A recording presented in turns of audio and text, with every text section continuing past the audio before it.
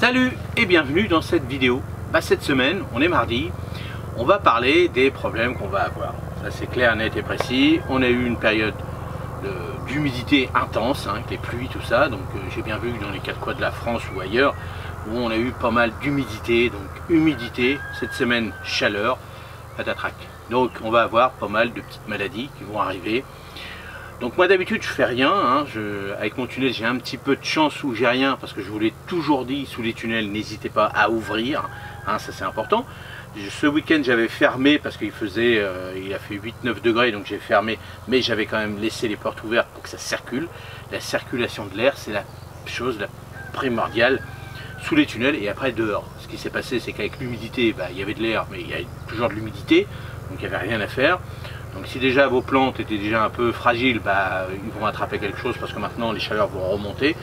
Donc voilà, le cocktail est là et puis ça va engendrer pas mal de choses. Donc on va limiter. Alors, cette semaine je vais vous faire des petites séries de vidéos pour chaque légume et on va traiter à la bouillie bordelaise. Alors je sais, la bouillie bordelaise ça reste un produit chimique mais ça reste le produit un peu quand même moins que certains produits, puis vous les particuliers, vous ne pouvez pas utiliser les produits que les maraîchers utilisent et les agriculteurs et autres, donc tant mieux. Et là on va utiliser la bouillie bordelaise. Alors j'ai trouvé ce petit truc là pour vous que ce soit quand même plus simple. On l'utilise en agriculture biologique. Alors les doses c'est 3 fois, 4 fois grand maximum, puis après si ça va pas, vous jetez tout, vous arrêtez tout, ça sert à rien. Je vais vous donner toute cette semaine pas mal d'astuces sur ces petits légumes pour limiter, parce que c'est vrai qu'on a déjà pas mal galéré, donc autant essayer de garder ce qu'on a déjà réussi. Et puis voilà, donc je vais vous donner pas mal de petites astuces. Là j'ai fait une petite liste des maladies qui seront susceptibles d'apparaître ou qui sont déjà apparues, parce que vous me l'avez déjà dit dans les commentaires. Et donc je vais vous dire à peu près ce qu'on peut faire avec la bouillie bordelaise. On ne peut pas tout faire non plus. Quand c'est grave, vous embêtez pas, vous arrachez tout et puis on verra l'année prochaine, ça c'est clair et net. Alors on va commencer par, là vous allez reconnaître certaines maladies. Le mildiou. Alors cette maladie fongique affecte de nombreuses plantes, y compris les pommes de terre et les tomates, donc c'est quand même nos deux légumes préférés. Les symptômes incluent des taches brunes sur les feuilles, les tiges et les fruits. L'humidité élevée favorise la propagation des spores. Donc voilà la première. Donc est-ce que la bouillie bordelaise est efficace? Oui, donc tant mieux.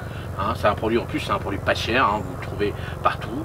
Je vous dirai comment s'en servir, tout ça pour les prochaines vidéos, mais toujours respecter le mode d'emploi. Ça c'est clair, net et précis.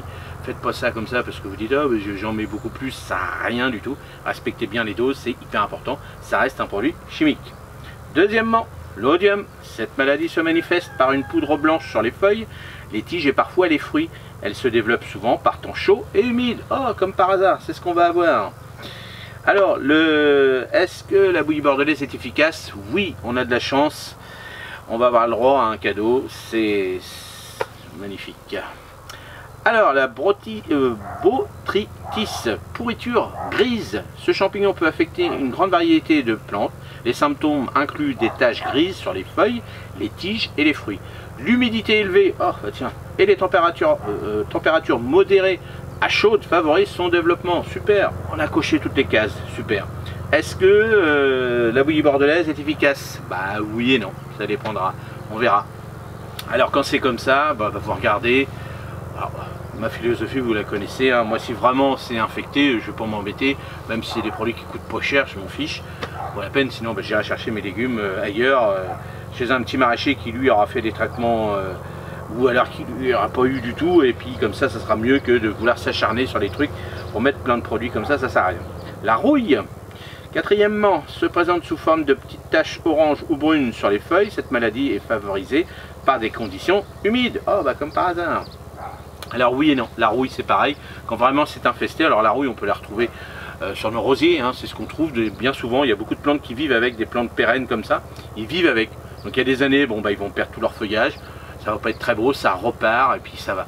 Donc bien souvent en début de saison, en préventif on met un petit peu de bouillie bordelaise, ça limite un petit peu, mais voilà, c'est comme ça. Alors pour les rosiers pas très grave, mais pour nos autres légumes c'est un peu plus embêtant.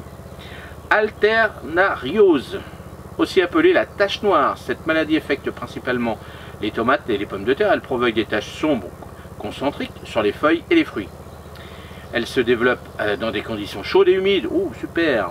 Alors, oui, c'est très bon. C'est très bon. Ouf.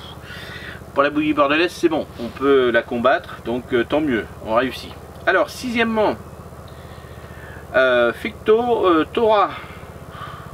C'est une maladie qui provoque la pourriture des racines et des tiges. Les symptômes incluent le flétrissement des plantes et la décoloration des tissus. Cette maladie est particulièrement problématique après les périodes d'humidité intense. Voilà.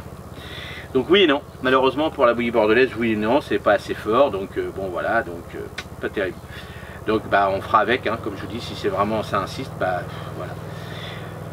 Ensuite, septièmement, la pourriture blanche. Cette maladie fongique se manifeste par la formation de masses blanches cotonneuses sur les parties inférieures des plantes. Les tissus affectés deviennent mous et pourrissent. Bon, ça je vous le dis. Hein. Alors la bouillie bordelaise, non, ça ne fait rien. Donc quand vous voyez ça, hein, c'est pas la peine de dire mettre le produit. Moi je vire tout et ça sert à rien. Bon, j'ai la chance, c'est même pas encore arrivé, mais comme l'année n'est pas finie, on verra bien. Mais quand c'est comme ça, quand vous voyez que les plantes sont vraiment, bon allez, insistez pas, vous enlevez tout.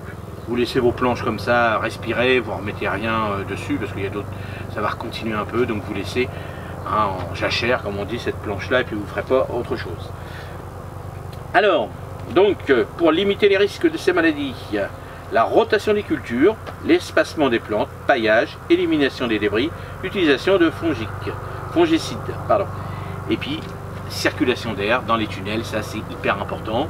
Alors moi c'est ce que j'ai mis, hein, bon la rotation, bon, on essaye de faire tout ce qu'on peut dans nos petits espacements, dans nos petits jardins.